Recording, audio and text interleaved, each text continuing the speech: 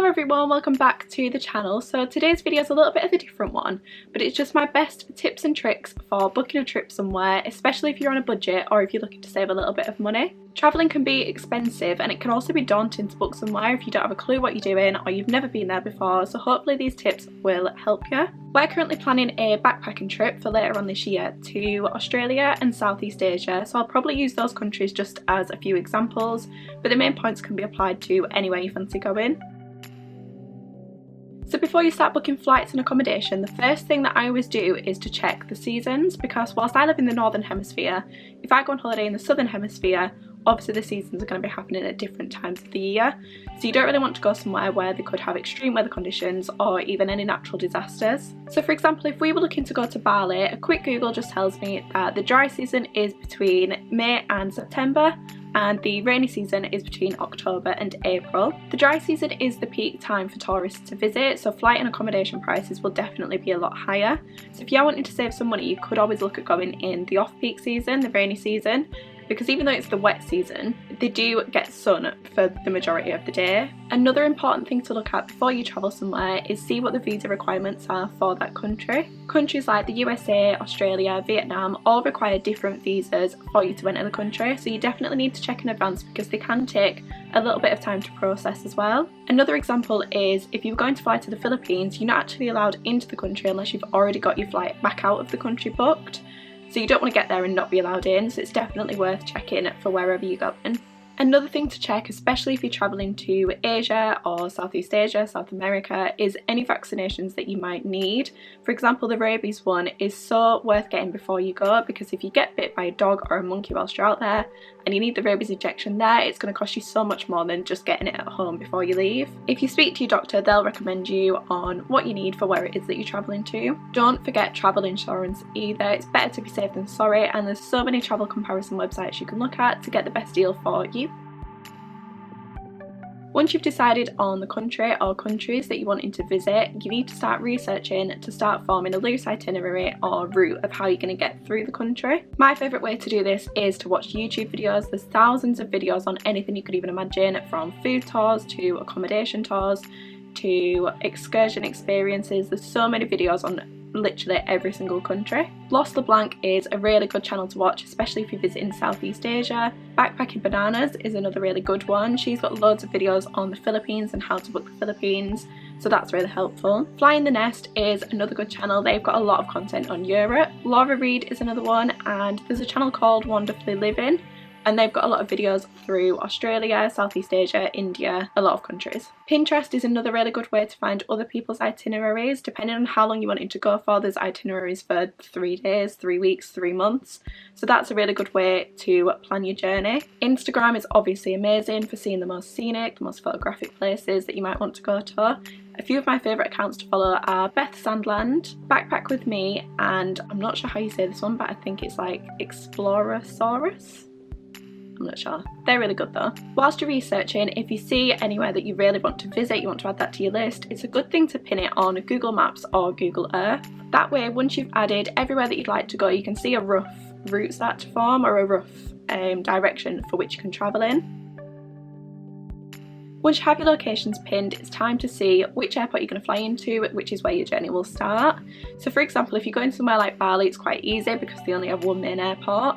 But if you're going somewhere like Australia, they have hundreds of different airports, so you need to decide where you want to start your journey. It's also good to look at flights from where you are to different airports to see what the price difference is, because it could save you a lot of money starting at one point rather than the other. The best website that I've found to use for flights is Skyscanner. Skyscanner compares flights from multiple different booking agencies and airlines, so you're going to see what the best deal is going to be for the date that you want to go. Another really good feature on Skyscanner is that you can search for flights for a whole month. We knew that when we wanted to fly to Australia, we wanted to go at the end of October, so by searching the whole month you can see what all the different prices are, and you can see that just by flying a week difference you can save yourself so much money. It's really good to do it this way if you're not strict on a certain date that you have to leave. Another tip is to search for flights in incognito mode or on a private browser, just because if a company knows that you're searching for flights on the same day, you keep searching, you want those flights, they're going to bump the prices up a little bit.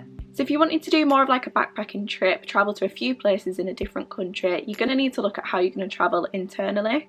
For example, for us to get from Bangkok to Chiang Mai, we can either take a 1-hour flight, which will cost £21, or an 11-hour train journey, which will cost about £25. Whilst flying might seem like the cheaper option, you've got to keep in mind that you will have to pay extra for your luggage, you'll have to pay extra if you want to choose your seats, you'll have to pay for your transfers to and from the airport, so the money does add up. It's worth weighing up your options to see what's going to work out cheaper or what's going to be quicker if you're not there for as long of a time and you don't have much time to spend travelling. A good website for looking at bus, train and boat prices in Asia specifically is 12Go Asia. I'll leave that link down below, as well as everything else I'm mentioning as well. Once you have your flight booked and you know what date you're going to be where, it's time to start booking your accommodation. If you're going to be doing a longer backpacking trip, I'd probably say don't book everything in advance, just kind of book along as you go. But it is good to have the first few days or even the first week booked for when you get there, just so that you can relax. There's no stress trying to find somewhere to stay. You can get over the jet lag and figure out where you're going to go from there. Depending on what you're going to budget for accommodation, the cheapest option is definitely going to be to stay in hostels. Hostel World is the best website I've found for this. They also have an app which you can download, which makes it easier to book whilst you're on the go. There's so many hostels to choose from, and they make it really easy to see what people have reviewed them and rated them, and also to see where the location of them is. There's also usually a few options for different sized dorm rooms or even private rooms, so you can book what you want depending on your budget and your preference. Most hostels will also have a kitchen area, which can save you so much money because it's cheaper to buy food and cook for yourself than it is to eat out. A lot of them also have free breakfasts and free pizza nights, free barbecue nights, so it will save you a lot of money staying there. A lot of them also have their own bars, which is a really sociable way to meet new people whilst you're travelling, especially if you're a solo traveller. Airbnb is another great way to find accommodation. You can find some really cool and unique places to stay, and you can find either cheap or expensive ones depending on what your budget is too. For example, if we look at Phuket in Thailand, you can see there's rooms for £10 a night, or you can find the more luxury high-end rooms if you wanted to treat yourself a little bit. I also have a code for £32 free Airbnb credit if you wanted to save even more money off your stay, so I'll leave that link down below as well. A lot of people also use booking.com, which is great if you wanted to book a chain hotel, and they also usually, most of the time, have the option of not paying anything until you get there, which is great if you're still saving money and don't really want to pay for accommodation yet. Booking.com also obviously receive a small commission of any bookings that they make to hotels, so it is worth checking directly with the hotel to book, because you can sometimes find a better deal and it's cheaper to book directly with them. The final step to planning your trip is to create a budget for everything else.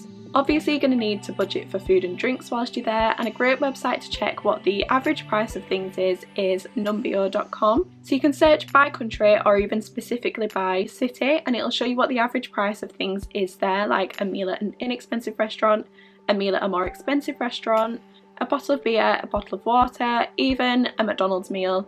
So you can work out kind of what you're going to need to budget whilst you're there. Another thing I like to do is, if there's any restaurants we're planning on going to whilst we're somewhere, I'll have a look on the website, and usually they'll have a menu with the prices on there as well. It also depends on entirely where you're visiting, so when we go to Australia it's going to work out so much cheaper for us to buy groceries and cooking at the hostels, whereas when we get to Southeast Asia it's going to be cheaper for us just to eat out and eat street food, so it definitely depends on the country you're going to. Another thing to budget for is excursions. 9 times out of 10, if you Google the excursion you're wanting to do, Google will bring up a price for it. TripAdvisor is also really good.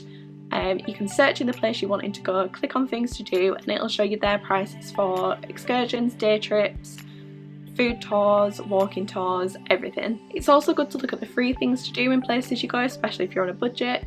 So there's so many YouTube videos. If you search free things to do in Sydney, free things to do in Phuket, it'll show you everything you can do for free. So those are my main tips for booking a trip, whether it's a backpacking trip, a weekend away, just a nice holiday. I hope these tips can help you. If there's anything else you've got that's good, please comment it down below, because every tip helps. If you did enjoy this video or found it useful, please give it a like and subscribe. We have so much more travel content coming in the next few months, and I'll see you in the next one.